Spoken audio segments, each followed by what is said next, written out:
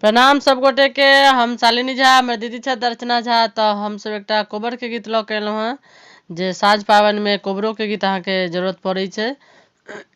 तो सुनू ई कोबर के गीत।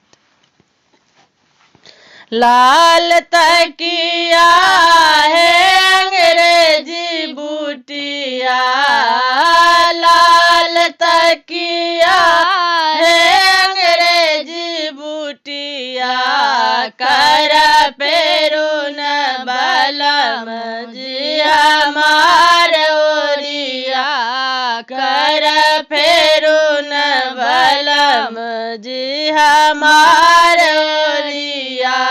हम कार कोना फेरू धनिया ओरिया, हम कार कोना फेरू धनिया ओरिया।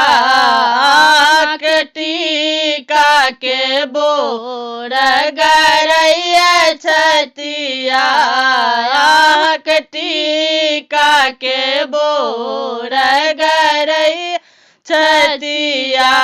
लाल तकिया है अंग्रेजी बुटिया, लाल तकिया है अंग्रेजी बुटिया, कर फेरुन बलम जी हमार ओरिया, कर फेरुन बलम जी हमार ओरिया।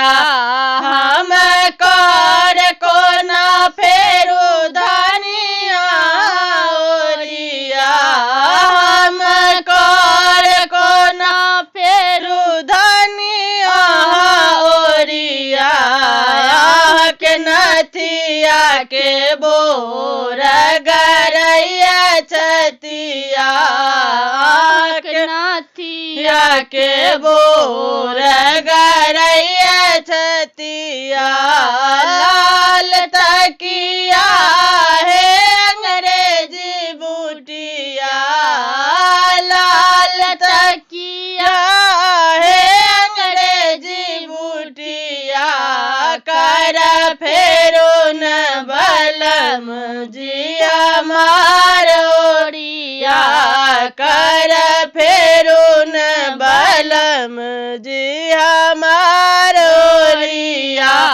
हम कर कोना फेरू धनिया ओरिया, हम कर कोना फेरू धनिया ओरिया। के झुमका के बोर गरैया छतिया, के झुमका के बोर गरैया छतिया।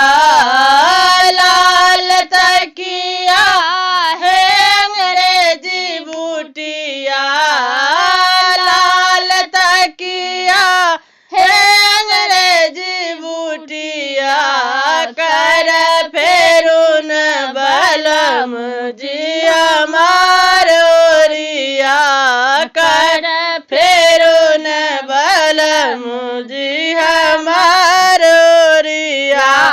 हम कर कोना फेरू धनिया ओरिया, हम कर कोना फेरू धनिया ओरिया।